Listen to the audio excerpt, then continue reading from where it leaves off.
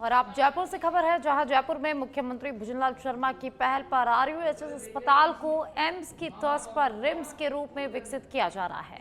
इस दिशा में मुख्य सचिव वी श्रीनिवास ने शुक्रवार को अस्पताल का दौरा कर देश के प्रतिष्ठित चिकित्सा संस्थानों के विशेषज्ञों और चिकित्सा शिक्षा विभाग के अधिकारियों के साथ विस्तृत समीक्षा की है।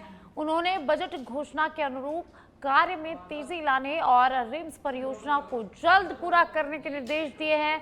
उन्होंने कहा कि यह संस्थान प्रदेश में विश्व स्तरीय स्वास्थ्य सुविधाएं उपलब्ध कराने के साथ साथ चिकित्सा अनुसंधान को भी नई दिशा देगा। तो सवाई मानसिंह अस्पताल में बढ़ते रोगी भर को देखते हुए आरयूएचएस को एक अत्याधुनिक संस्थान के रूप में विकसित करना राज्य सरकार का महत्वपूर्ण कदम बताया गया है। मुख्य सचिव ने परियोजना में आ रही बाधाओं को शीघ्र दूर करने, सभी आवश्यक स्वीकृतियां प्राप्त करने और आधारभूत सुविधाओं, उपकरणों और विशेषज्ञ सेवाओं के विस्तार को मिशन मोड में पूरा करने के निर्देश यहां पर दिए हैं।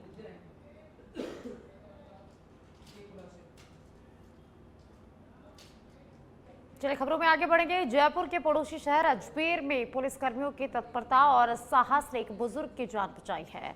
आना सागर में डूबते बुजुर्ग कैलाश गर्ग को देखकर मौके पर मौजूद लोगों ने तुरंत हरिभाऊ उपाध्याय नगर थाना पुलिस को इसकी सूचना दी। ड्यूटी पर तैनात head constable Sanjan Kumar, constable Narsiram, constable Pukhraj, constable Badri Prasad और कांस्टेबल राजकुमार तत्काल मौके पर पहुंचे और डूबते हुए व्यक्ति को सुरक्षित बाहर निकालकर प्राथमिक उपचार के लिए अस्पताल पहुंचाया।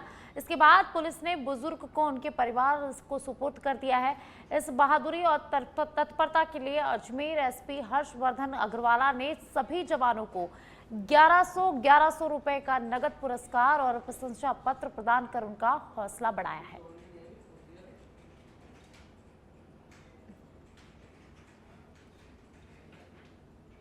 जयपुर के टोंक जिले में एसपी राजेश कुमार मीना के नेतृत्व में डीएसटी टीम ने सोप थाना क्षेत्र में 2 जगह सट्टा खाईवाली के खिलाफ कार्रवाई की है। इस दौरान क्रमशः 5 और 3 कुल 8 व्यक्तियों को गिरफ्तार किया गया है। टीम ने लगभग 61,000 रुपए नगद, सट्टा राशि, 8 मोबाइल और सट्टे के हिसाब डायरी सहित कुल 11 लाख रुपए के रिकॉर्ड जब्त किए हैं।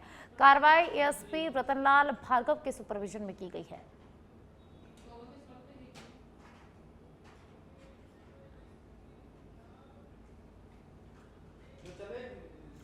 झालावाड़ के खानपुर से खबर है, जहां जिले भर में अवैध मादक पदार्थ तस्करी के खिलाफ विशेष अभियान चलाए जा रहे हैं। जिला पुलिस अधीक्षक अमित कुमार के निर्देश पर हुई सख्त कार्रवाई। जिला स्पेशल टीम और थाना स्तर पर गठित टीमों ने यहां पर मोर्चा संभाला है।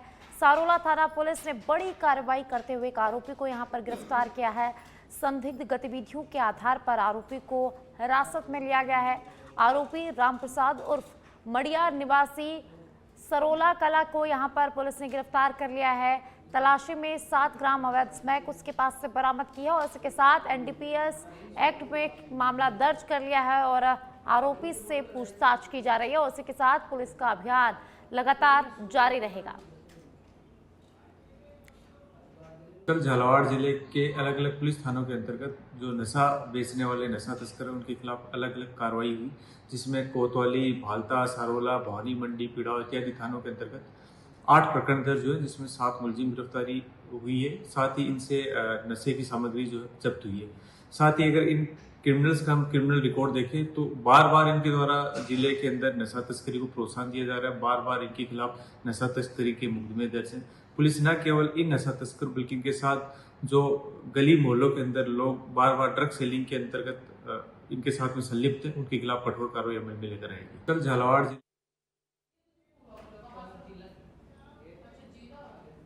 भरतपुर के रूपवास में वार्ड 24 सिरसोंदा में कुछ दिन पहले रास्ते को लेकर हुए विवाद में गंभीर रूप से घायल महिला भूदेवी पत्नी मोहन सिंह के उपचार के दौरान मौत हो गई है। सुशील और सुरेश के बीच विवाद बढ़कर मारपीट में तब्दील हो गया, जिसमें भूदेवी घायल हुई थी। उसे उपचार के लिए भरतपुर रेफर किया गया, जहां गुरुवार रात को उसकी मौत हो गई है। पुलिस ने दोनों पक्षों के खिलाफ मामला दर्ज कर कुछ लोगों को हिरासत में ले लिया है। मृतका के परिजनों ने पोस्टमार्टम से पहले रास्ते पर हुए अतिक्रमण को हटवाने की शर्त रखी है, जिस पर विधायक डॉक्टर रितु बनावत और तहसीलदार अमित शर्मा ने अतिक्रमण हटवाने के निर्देश भी दे दिए हैं। पोस्टमार्टम के बाद शव परिजनों को सुपुर्द कर दिया गया। विधायक ने आरोपियों की गिरफ्तारी की मांग की और अतिक्रमण पर कार्रवाई की चेतावनी भी दी है।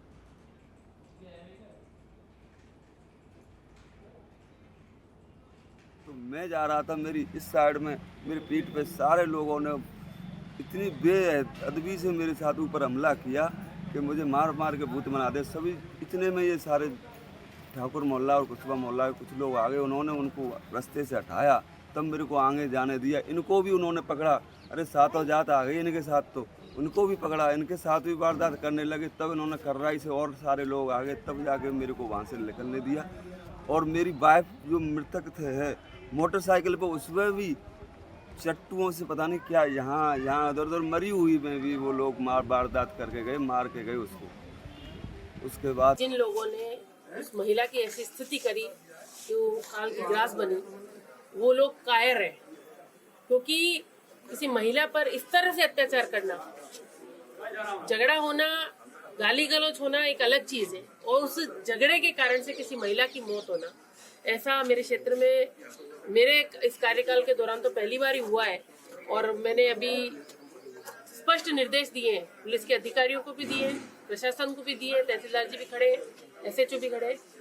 और इस घटना में जिस कारण से वो झगड़ा हुआ, एक तो ये विषय है, तो रास्ते पर जो अतिक्रमण है सरकारी रास्ते पर, वो जल्दी से जल्दी हटाया। और अब खबर टॉक से है, जहां शुक्रवार को टीना डाबी ने जिला कलेक्टर के रूप में पदभार ग्रहण किया है। कलेक्टर कार्यालय पहुंचने पर अतिरिक्त जिला कलेक्टर रामरतन सोकरिया, उपखंड अधिकारी हुक्मी चंद रोहलानिया और निवाई उपखंड अधिकारी पूजा मीणा सहित अन्य प्रशासनिक अधिकारियों ने उनका जोरदार स्वागत किया है। पदभार संभालने के बाद कलेक्टर ने कहा कि संपर्क पोर्टल पर आने वाली आमजन की शिकायतों का प्राथमिक से निस्तारण किया जाएगा। उन्होंने ये भी स्पष्ट किया कि राज्य सरकार की योजनाओं को प्रभावी रूप से आमजन तक पहुंचाना उनकी प्रमुख जिम्मेदारी है। साथ ही अधिकारियों को निर्देश दिए गए कि टीम भावना के साथ कार्य करते हुए टोंक जिले के समग्र विकास पर विशेष ध्यान दिया जाए, ताकि लोगों को बेहतर सुविधाएं मिले और जिला प्रगति की ओर अग्रसर हो। तो आपको बता दें कि कलेक्टर टीना डाबी का तबादला हो गया है। पहले वे बाड़मेर थी और अब टोंक में उन्होंने पदभार ग्रहण कर लिया है। तो आज कार्यालय पर पहुंचने पर प्रशासनिक अधिकारियों ने उनका जोरदार स्वागत किया। सबसे पहले जो माननीय मुख्यमंत्री जी की प्राथमिकता चल रही है कि जो संपर्क में परिवार दर्ज होते हैं, उनका हम कैसे फिजिकल वेरिफिकेशन करें कि आमजन को एक्चुअल गुणवत्ता पूर्वक हम रिलीफ दे पाएँ, वो भी मेरी पहली प्राथमिकता होगी जिले के लिए।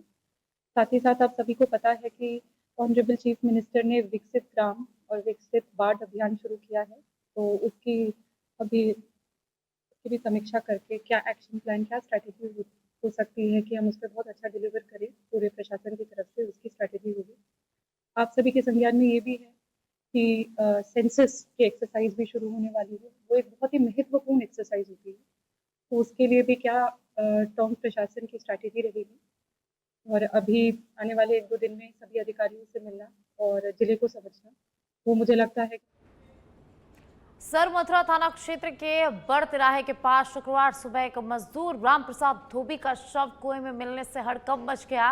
मृतक, जो करौली के खोरी थाना क्षेत्र का निवासी था, पेशे से पत्थर मजदूर था और सरमथुरा में परिवार का पालन पोषण कर रहा था। वह गुरुवार से लापता था और आशंका जताई जा रही है कि कुएं के पास गुजरते समय वह गिर गया और डूबने से उसकी मौत हो गई है। परिजनों ने तलाश के बाद शव को पानी में देखा और पुलिस को इसकी सूचना दी। शव को पोस्टमार्टम के लिए भेजा गया और पुलिस मामले की जांच में जुट गई है। मृतक के परिवार की आर्थिक स्थिति कमजोर होने के कारण परिजनों ने प्रशासन से मुआवजा और सहायता की मांग की है।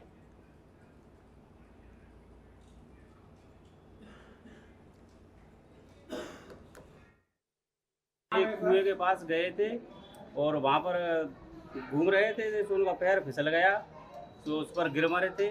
उसके गिरने के बाद ही उनको सुबह देखा था तो उसमें मृत्यु हुई पड़े थे।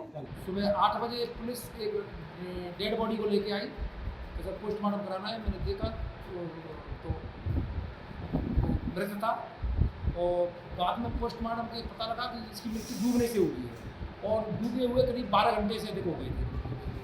तो हमने रिपोर्ट तैयार कर दी है पोस्टमार्टम। और अब खबर भरतपुर के सेवर से है, जहां सेवर क्षेत्र में नगर निगम ने अतिक्रमण के खिलाफ बड़ी कार्रवाई करते हुए मुख्य मार्ग से अस्थायी कब्जों को हटाया है। यह अभियान सेवर फोर्ट के चौराहे तक चलाया गया, जहां सड़क को 80 फीट चौड़ा करने की योजना है। नगर निगम कमिश्नर सुबह ही टीम के साथ मौके पर पहुंचे और जेसीबी की मदद से अतिक्रमण हटाने की कार्रवाई को शुरू कर दिया गया। इस दौरान मौके पर सैकड़ों लोगों की भीड़ जमा हो गई, जिसे देखते हुए शांति व्यवस्था बनाए रखने के लिए पुलिस बल भी मौके पर तैनात किया गया। कुछ स्थानों पर लोगों ने पक्षपात के आरोप लगाते हुए विरोध भी जताया, जिससे अधिकारियों को कड़े विरोध का सामना करना पड़ा। तो अधिकारियों ने आश्वासन दिया कि कार्रवाई निष्पक्ष रूप से की जा रही है। वहीं नुकसान को देखते हुए कुछ प्रभावित लोगों ने समय की मांग की है, जिस पर नगर निगम आयुक्त ने उन्हें 5 से 7 दिन के भीतर स्वयं अतिक्रमण हटाने की मोहलत दी है। आज सेवर रोड पर जो सेवर गांव के अंदर जो सेवर मार्केट वाली जो रोड है, जो आगे कुंडा की तरफ जा रही है, हाईवे पर चढ़ रही है, उस रोड को चौड़ीकरण का काम किया जा रहा था। उसकी वाइडनिंग की जा रही है, बीच में डिवाइडर है, साइड में नाले बनाए जा रहे हैं। तो काम शुरू हो गया साथ में। तो आज उसको सब अतिक्रमण जो थे वो हटा दिए। टीन शेड वगैरह कुछ स्थायी अतिक्रमण थे, कुछ को नोटिस दे दिया जिन्होंने टाइम मांगा 5-7 दिन का। तो ये आने वाले महीने भर के अंदर पूरी वाइडनिंग होकर के तैयार हो जाएगी। आज कोटपूतली बहरोड में जिला कलेक्टर अपर्णा गुप्ता ने जिला राजकीय बीडीएम अस्पताल का आकस्मिक निरीक्षण कर चिकित्सा व्यवस्थाओं का जायजा लिया। उन्होंने medical emergency, trauma centre, blood bank, ICU, dialysis, SNCU, MHCH, sonography, IPLH lab और अन्य वार्डों का निरीक्षण कर मरीजों से संवाद किया। उपलब्ध सुविधाओं और चिकित्सक उपकरणों की जानकारी भी उन्होंने यहां पर ली है और चिकित्सकों को आवश्यक निर्देश भी दिए। उन्होंने अस्पताल में सफाई, रोगियों के बेड की नियमित चादर बदलने, निर्बाध विद्युत आपूर्ति, पेयजल व्यवस्था और दवाइयों के भंडारण और समय पर आपूर्ति सुनिश्चित करने के इस दौरान निर्देश दिए।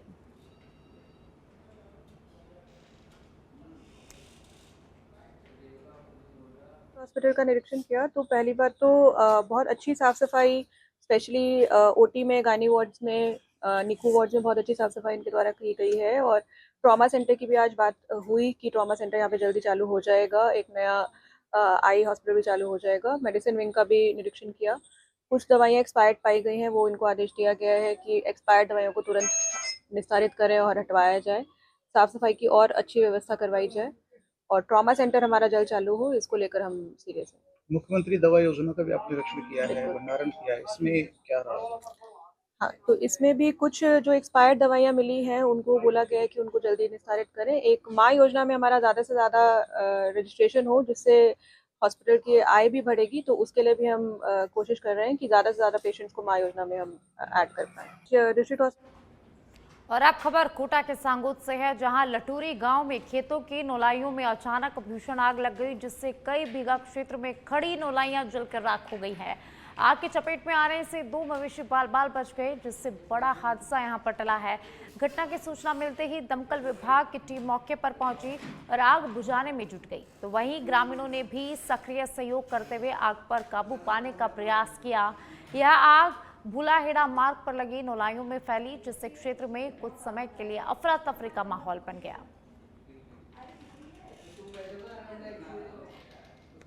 कोटा के सांगोद से खबर है, जहां कई बीघा की नौलाइयों में भीषण आग लग गई।